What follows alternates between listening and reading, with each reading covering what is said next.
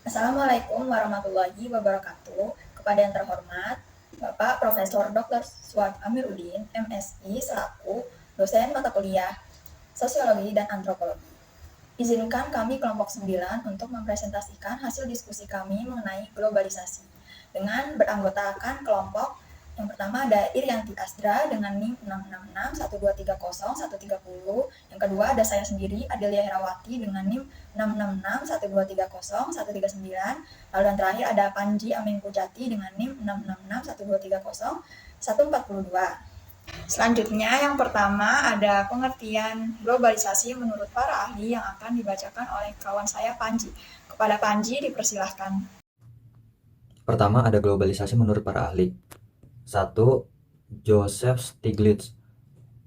Pengertian globalisasi menurut Stiglitz adalah integrasi ekonomi global yang melibatkan pergerakan modal, perdagangan, dan tenaga kerja secara bebas di seluruh dunia. Yang kedua ada Ulrich Beck. Beck berpendapat bahwa globalisasi adalah kondisi sosial di mana batas-batas nasional menjadi tidak relevan, dan tantangan global seperti perubahan iklim dan masalah lingkungan mempengaruhi kehidupan di seluruh dunia. Yang ketiga ada David Held. Held mendefinisikan bahwa globalisasi adalah perpaduan dari pemecahan batasan-batasan nasional, interkoneksi sosial, dan perubahan struktural dalam perekonomian, politik, dan kehidupan sehari-hari. Keempat ada Malcolm Waters. Menurut Waters, globalisasi adalah proses sosial yang menyebabkan pembatasan geografis dalam keadaan sosial budaya menjadi kurang penting, tercermin dalam kesadaran manusia. Yang kelima ada Arjun Appadurai. Menurutnya, globalisasi adalah pengalaman manusia yang muncul dari penyebaran jaringan kebudayaan, ide, informasi, dan teknologi di seluruh dunia. Jadi dapat disimpulkan bahwa globalisasi adalah proses integrasi internasional yang terjadi karena adanya pertukaran pandangan, dunia, produk, pemikiran, dan aspek-aspek kebudayaan lainnya. Tujuan utama dari adanya globalisasi adalah menciptakan peradaban hidup manusia yang dinamis, namun tetap efisien untuk dijalani, terlepas dari seberapa banyak sumber daya alam dan manusia yang tersedia. Mengapa dibentuk? Karena adanya pengembangan di bidang teknologi, informasi, telekomunikasi, dan transformasi, serta faktor-faktor lainnya dengan sangat pesat. Selanjutnya akan dilanjutkan oleh saya. Manfaat globalisasi. Yang pertama, ada perubahan tata nilai dan sikap masyarakat yang semula irasional menjadi rasional. Yang kedua, berkembangnya ilmu pengetahuan dan teknologi memberikan kemudahan kepada masyarakat dalam beraktivitas. Yang ketiga, ada mendorong untuk berpikir lebih maju dan tingkat kehidupan yang lebih baik. Mengapa globalisasi ada dan harus ada? Globalisasi ada karena dunia semakin terhubung melalui perkembangan teknologi, transportasi, dan perdagangan internasional. Globalisasi memungkinkan pertukaran informasi, budaya, dan sumber daya yang lebih efisien antara negara-negara. Ini memiliki manfaat seperti pertumbuhan ekonomi, kombinasi budaya, dan akses lebih baik menuju pembaharuan. Sehingga globalisasi harus ada, tetapi harus diatur dan diawasi dengan baik untuk meminimalisir dampak negatifnya. Lalu ada unsur-unsur globalisasi. Yang pertama ada perkembangan teknologi informasi, yang kedua integrasi ekonomi, yang ketiga ada perkembangan dan pertukaran budaya, yang keempat ada perubahan politik dunia, dan yang kelima terakhir investasi asing langsung. Lalu ada ciri-ciri globalisasi. Yang pertama perdagangan internasional, peningkatan perdagangan barang dan jasa antar negara sebagai akibat dari liberalisasi ekonomi dan penurunan hambatan perdagangan. Yang kedua, interkoneksi finansial. Terintegrasinya pasar keuangan global melalui aliran modal, investasi asing, dan pergerakan mata uang internasional. Yang ketiga, teknologi informasi.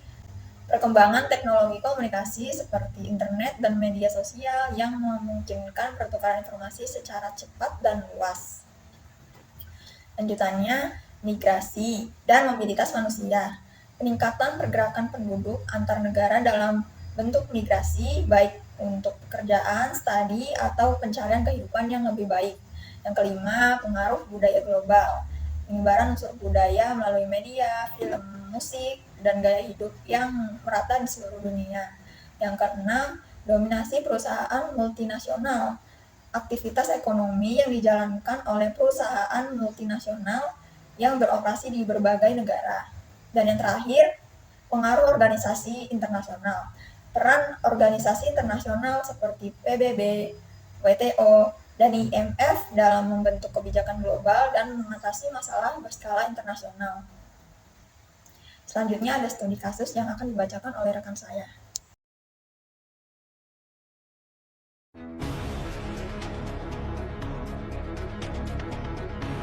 Menteri Koperasi dan UKM, Menkop UKM, Teten Masduki menyoroti kondisi pasar Tanah Abang yang sepi pedagang. Teten mengatakan salah satu penyebabnya adalah produk dalam negeri tak bisa bersaing dengan produk impor yang dijual lebih murah di platform e-commerce dan social commerce. Teten mengatakan pemerintah sedikit terlambat untuk mengatur platform digital seperti e-commerce dan social commerce. Selain itu, transformasi digital hanya berkembang di sektor perdagangan atau e-commerce di sektor hilir, bukan di sektor produksi. Lalu, Presiden Joko Widodo mengingatkan jajarannya dan pihak swasta soal transformasi digital untuk kemajuan ekonomi nasional. Namun saat ini belum ada teknologi seperti AI yang diterapkan untuk kemajuan sistem produksi nasional baik di industri manufaktur, agrikultur, agromaritim, dan kesehatan. Sebelumnya, pengamat ekonomi digital Ignatius Untung Surapati juga menyoroti suasana pasar Tanah Abang sepi pedagang. Kondisi serupa tak hanya terjadi di pasar Tanah Abang, tetapi di beberapa lokasi seperti ITC Fatmawati dan lainnya. Menurut Untung, para pedagang saat ini lebih banyak berpindah untuk berjualan secara online. Perkembangan teknologi yang kian pesat membuat pedagang ikut beralih berjualan online. Selain itu, kegiatan jual beli barang melalui marketplace digemari lantaran penjual sudah mencantumkan harga terbaik untuk produk tersebut. Untung mengatakan kemajuan marketplace di Indonesia tak bisa terbantahkan, karenanya ia berharap pedagang bisa beradaptasi.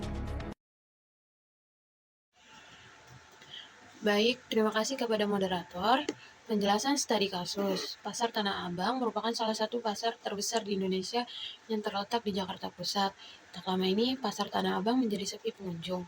Hal ini disebabkan oleh kalah saingnya produk lokal dengan produk impor yang banyak dijual di platform digital dan juga berubahnya kebiasaan konsumen yang lebih suka berbelanja online karena lebih mudah dan banyak jenis produk yang disediakan. Rekomendasi yang bisa diberikan adalah untuk mengatasi masalah sepinya Tanah Abang dan pusat grosir lainnya, pemerintah dan pelaku usaha perlu mengambil langkah-langkah berikut. Yang pertama, meningkatkan kualitas produk lokal, mendorong gerakan beli produk lokal, dan mempermudah perdagangan.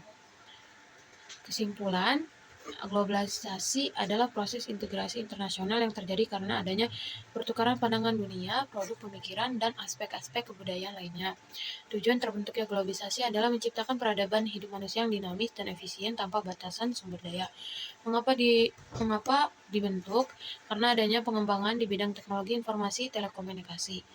Manfaat globalisasi adalah transformasi nilai masyarakat ke fasionalitas. 2. Kemudahan aktivitas melalui ilmu pengetahuan dan teknologi. 3. Dorongan untuk pemikiran maju dan kehidupan yang lebih baik. Mengapa globalisasi ada dan harus ada? Globalisasi terjadi karena hubungan dunia yang semakin erat melalui teknologi transportasi dan perdagangan internasional. Ini memfasilitasi pertukaran informasi budaya dan sumber daya dan memberikan manfaat ekonomi, keberagaman budaya, dan akses lebih baik menuju pembaruan. Unsur-unsur globalisasi adalah perkembangan teknologi informasi, integrasi ekonomi, perkembangan dan pertukaran budaya, perubahan politik dunia, investasi asing langsung. Ciri-ciri globalisasi adalah perdagangan internasional. Terus yang kedua adalah interkoneksi finansial, yang ketiga teknologi informasi, yang keempat migrasi manusia, yang kelima pengaruh budaya global. Sekian dari saya. Saya kembalikan kepada moderator. Sekian yang bisa disampaikan oleh kelompok kami. Kurang lebihnya mohon maaf. Wassalamualaikum warahmatullahi wabarakatuh.